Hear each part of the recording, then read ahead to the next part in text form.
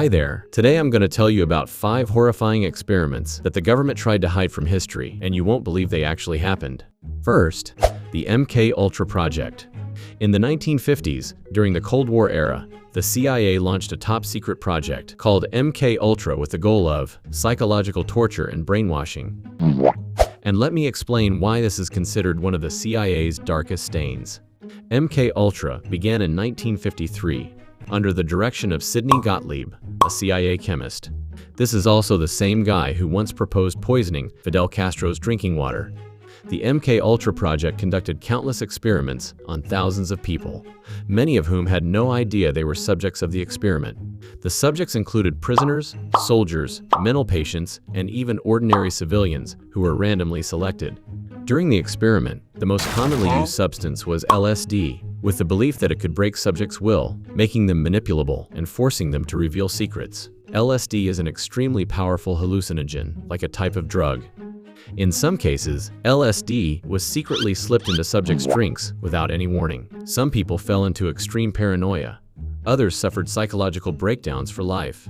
Not only using drugs, MK Ultra also experimented with extreme methods like hypnosis, sensory isolation, high-intensity electric shock, and even intense psychological torture sessions lasting for weeks. A famous case related to MK Ultra was the death of Frank Olson, a military scientist who was poisoned with LSD.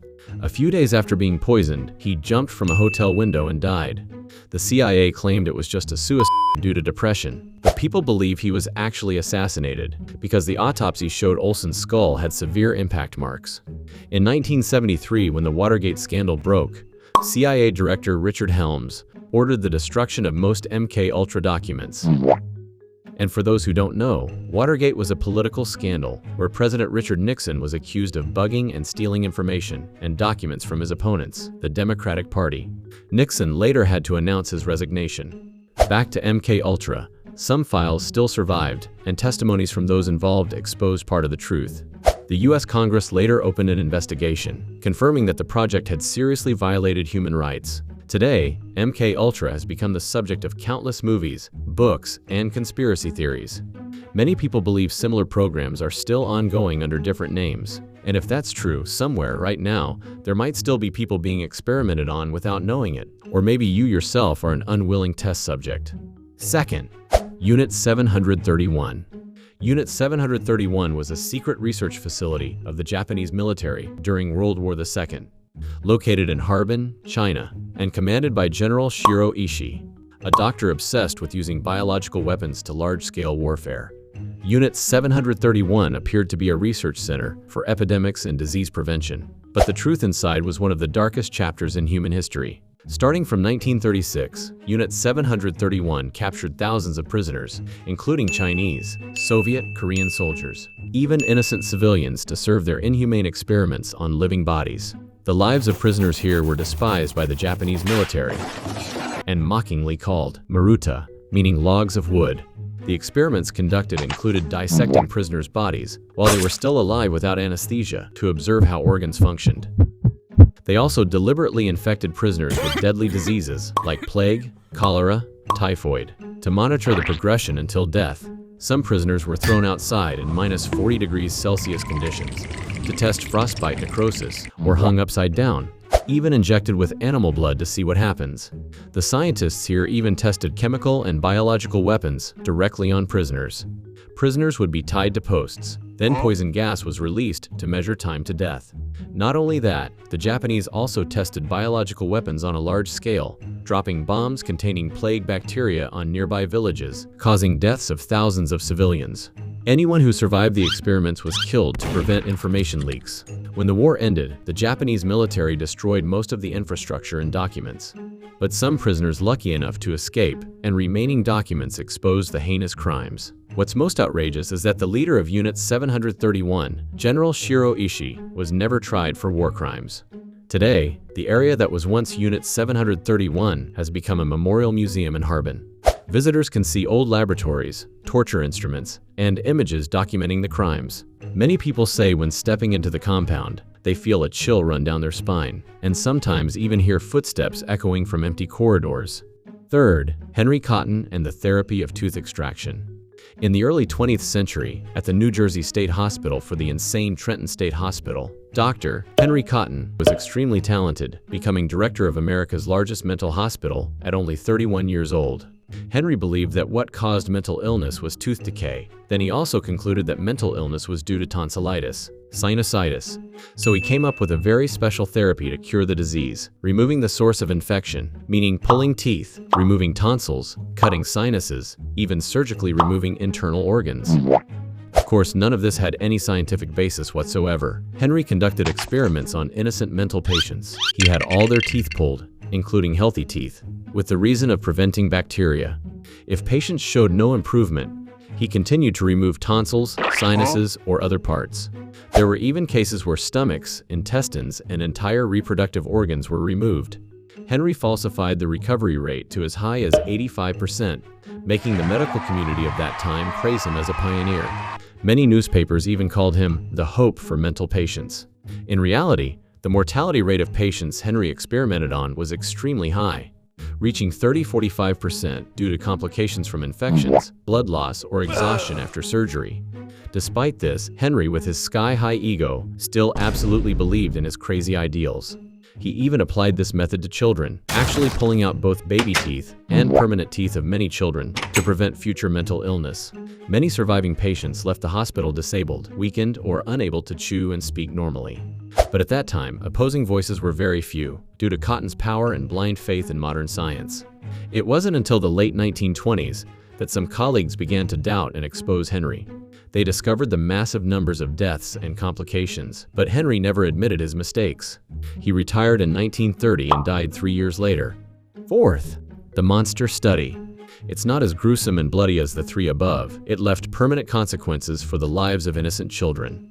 In 1939, at the University of Iowa, USA, a highly controversial psychology experiment was conducted, later called the monster study.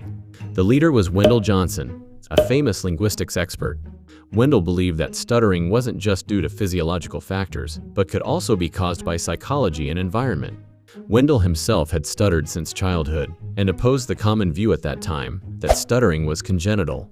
So to prove stuttering wasn't congenital, he and his team selected 22 orphan children in Davenport, Iowa as test subjects. The children were divided into two groups.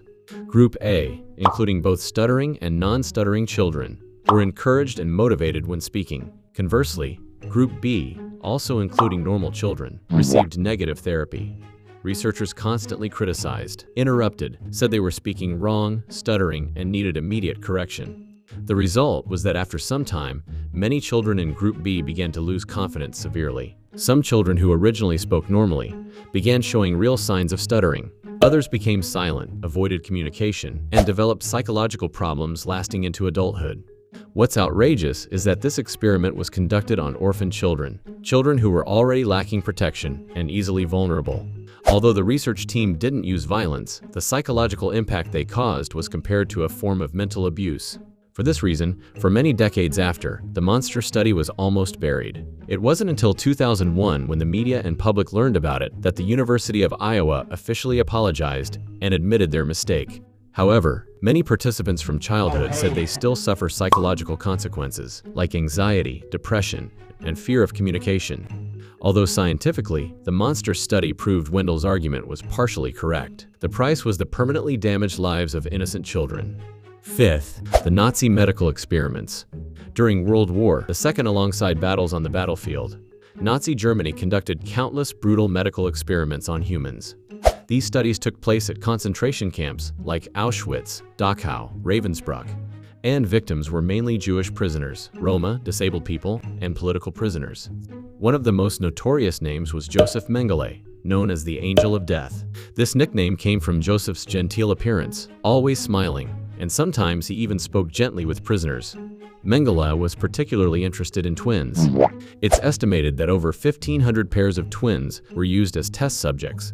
He separated twin children from their families, measured their bodies, took blood, then injected all kinds of chemicals and bacteria into one of the two children to observe differences. Besides Mengele, Nazi doctors also performed other extreme experiments like altitude experiments. Nazis placed prisoners in pressure chambers to simulate conditions at 20,000 meters altitude to study pilots' endurance limits. Hypothermia experiments. Prisoners were thrown into ice water or exposed to freezing weather until their bodies stopped functioning. Chemical and biological weapon tests. Prisoners were wounded by Germans, then had toxic chemicals applied to test treatment effectiveness. Mass sterilization, using high-dose X-rays or surgery to find ways to quickly sterilize thousands of people. And there were probably many more inhumane experiments that I can't list all in this video. Everything was done without anesthesia, with no regard for victims' survival. The screams and cries in the laboratories became lifelong nightmares for the lucky survivors who could tell their stories. After the war, the Nuremberg trials prosecuted many involved doctors. However, not everyone was punished. Some doctors were protected by various countries in exchange for those blood-soaked research data. Today, the old laboratories and infirmaries at Auschwitz, or Dachau, have become memorial sites. Visitors here not only see the ruins, but also feel the heavy atmosphere. Many people say that when they step inside, they hear distant echoes, like reminders that what happened here must never be allowed to repeat.